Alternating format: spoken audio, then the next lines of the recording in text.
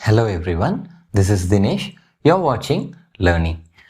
Last week உங்களுக்கு letter I சொல்லி கொடுத்துருந்தேன். இந்த வாரம் அதே ஃபேமிலியில் இருக்கிற மீதி 2 லெட்டரை பார்க்கலாம். Let's get into the video.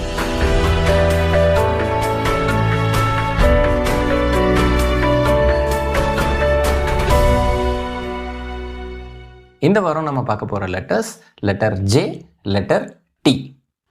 இந்த ஃபேமிலியில் மொத்தம் 3 லெட்டருங்க. Letter I, letter J and letter T. Letter I இன்னும் யாரும் பார்க்கல அப்படின்னா மேலே ஒரு கார்டு கொடுக்குறேன், அதை கிளிக் பண்ணி லெட்டர் I எப்படி எழுதுறது அப்படிங்கிறத பார்த்துக்கோங்க. லெட்டர் J எப்படிலாம் தப்பாக எழுதுறாங்க அப்படிங்கிறத இப்போ நான் ஸ்க்ரீனில் காமிச்சிருக்கேன். இப்போது கரெக்டாக எப்படி எழுதுறது அப்படிங்கிறத பார்க்கலாம். இப்போ நம்ம ஃபஸ்ட்டு லெட்டர் J எப்படி எழுதுறதுன்னு பார்க்கலாம். ஸோ இங்கே ஸ்க்ரீனில் காமிச்சிருக்கேன் பாருங்கள். லாஸ்ட் வீக் I சொல்லி கொடுத்த மாதிரியே ஒரு blank ஸ்க்ரீன் இருக்குது, அதில் நான் எழுதுகிறேன். கீழேருந்து ஸ்டார்ட் பண்ணுறேன், அப்வர்ட் ஃபார்வர்ட் ஸ்லாண்ட். இப்போ மறுபடியும் கீழே வரேன், டவுன்வர்ட் பேக்வர்ட் ஸ்லாண்ட். இன்னும் கொஞ்சம் கீழே வந்து ஒரு லூப் கொடுக்குறேன். இதை நீங்கள் அண்டர் கர்வ்னு கூட சொல்லலாம், இன்கேஸ் உங்களுக்கு லூப்லாம் கஷ்டமாக இருக்குது அப்படின்னா. மறுபடியும் நான் மேலே போகிறேன், upward forward slant.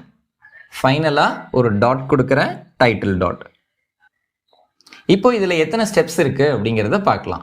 Step 1 upward forward slant, step 2 downward backward slant, step 3 loop, step 4 upward forward slant, step 5 title dot.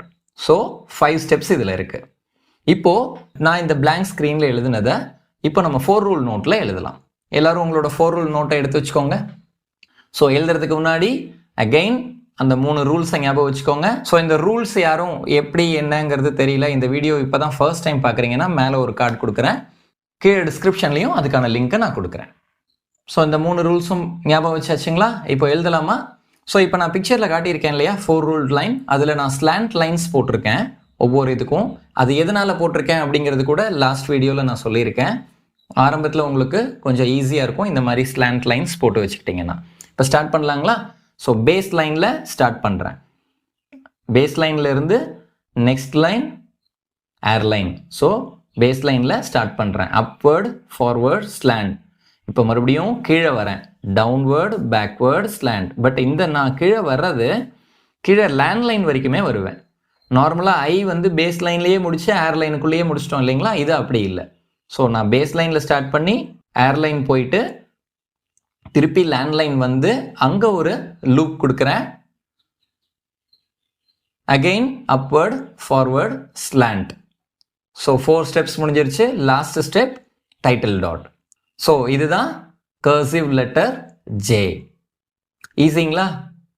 Last வீக்கே சொல்லியிருந்தேன், இந்த ஸ்லாண்டிங் லைன்ஸ் வந்து உங்கள் 4 ரூல் நோட்டில் ஒரு 10 லைன்ஸ் 10 4 ரூல் லைன்ஸ் இருக்குது அப்படின்னா அதில் ஃபஸ்ட்டு 2 லைன்ஸ்க்கு இந்த மாதிரி ஸ்லாண்டிங் லைன்ஸ் போட்டு வச்சுக்கோங்க. அதே மாதிரி உங்கள் பேரண்ட்டையோ இல்லை ஃப்ரெண்ட்ஸையோ இல்லை சிப்ளிங்ஸையோ யாரையாச்சும் விட்டு கொஞ்சம் ஒரு ட்ரேசிங் லைன் மாதிரி கொடுத்துட்டு அது மேலே நீங்கள் எழுதி முதல்ல ப்ராக்டிஸ் பண்ணுங்கன்னு சொல்லியிருந்தேன். இனிமேல் வரப்போகிற லெட்டருக்கும் அதே தான், இந்த லெட்டருக்கும் அதே தான். கொஞ்சம் இதெல்லாமே ஃபாலோ பண்ணுங்கள். கர்சிவ் லெட்டர் ரொம்ப ரொம்ப ஈஸியாக எழுதலாம். ஸோ இந்த ஃபஸ்ட்டு 2 லைன்ஸ் ஸ்லாண்டிங் லைன்ஸ் போட்டுட்டு மீதி லைன்ஸ்லாம் ஸ்லாண்டிங் லைன் இல்லாமல் நார்மல் 4 ரூல் லைன்லேயே எழுதி ப்ராக்டிஸ் பண்ணுங்கள். சரிங்களா? இப்போ நெக்ஸ்ட் லெட்டர் நான் சொல்லித்தரேன். லெட்டர் T பார்க்குறதுக்கு முன்னாடி அது எப்படிலாம் தப்பாக எழுதுகிறாங்க, அதாவது ப்ராப்பரான ஸ்ட்ரோக்ஸ் இல்லாமல் எழுதுகிறாங்க அப்படிங்கிறத இப்போ ஸ்க்ரீனில் காமிச்சிருக்கேன். இப்போ காமிக்கிற எல்லாமே கரெக்டான ஸ்ட்ரோக் சீக்வன்ஸில் இல்லாததுனால இது எல்லாமே தப்பு தான். நம்ம எப்படி கரெக்டாக எழுதுறது அப்படிங்கிறத இப்போ பார்க்கலாம். Letter T, letter I, letter J, letter T இது 3மே ஒரே ஃபேமிலியில் தான் வருது. ஸோ இப்போ பாருங்கள், ஸ்க்ரீனில் காமிச்சிருக்கேன். அதே மாதிரி கீழேருந்து மேலே ஸ்டார்ட் பண்ணுறேன், அப்வர்ட் ஃபார்வர்ட் ஸ்லாண்ட். இது ரொம்ப ஈஸி. செகண்ட் கீழே டவுன்வர்ட் பேக்வர்ட் ஸ்லாண்ட். இது என்னன்னா நம்ம முதல்ல ஆரம்பித்த அப்வர்ட் ஃபார்வர்ட் ஸ்லாண்ட்லேயும் கீழே இறங்கும்போது ஒரு பாதி தூரம் வரைக்கும் அதே ஸ்லாண்டில் தான் நம்ம திரும்பி வருவோம். கொஞ்சம் தான் நம்ம பிரிஞ்சு கீழே எண்ட் ஆகும்போது தான் கொஞ்சம் கீழே டீவியேட் ஆகி வருவோம். ஆல்மோஸ்ட் இப்போ ஒரு ரயில்வே ட்ராக்கெல்லாம் அப்படியே 2 ட்ராக் மாறுது இல்லைங்களா? அந்த மாதிரி கொஞ்சம் அந்த லைனுக்கும் இந்த லைனுக்கும் கொஞ்சம் டீவியேஷன்ஸ் இருக்கும். So upward forward slant first step போயாச்சு. Second step downward backward slant.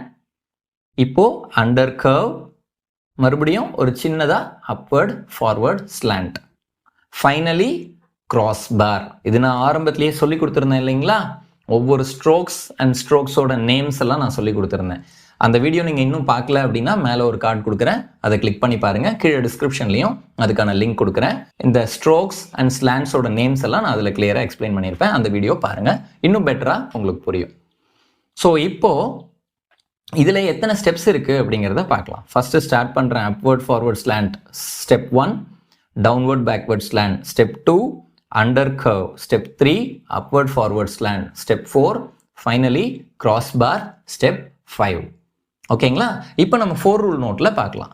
So again இதுவும் பார்த்தீங்கன்னா பேஸ் லைனில் தான் ஸ்டார்ட் பண்ணுறேன், அப்வர்ட் ஃபார்வர்ட் ஸ்லாண்ட். பட் இது என்ன ஆகும்னா மேலே ஸ்கைலைன் வரைக்கும் நம்ம போவோம்.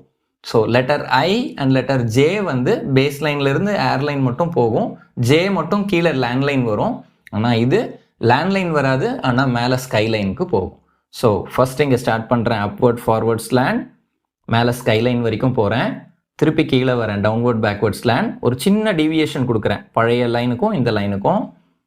இப்போது அண்டர் கர்வ், அப்புறம் மறுபடியும் upward forward slant, finally cross bar. புரிஞ்சுதுங்களா? இந்த கிராஸ் பார் வந்து ஏர்லைனில் நீங்கள் கொடுக்கணும். ஓகேங்களா? ஸோ இதே மாதிரி மீதி இருக்கிற லைன்ஸுக்கும் ஒரு 2 லைன் ஸ்லாண்டிங் லைன்ஸில் ப்ராக்டிஸ் பண்ணுங்கள், மீதி இருக்கிற லைன்ஸில் ஸ்லாண்டிங் லைன்ஸ் இல்லாமல் ப்ராக்டிஸ் பண்ணுங்கள்.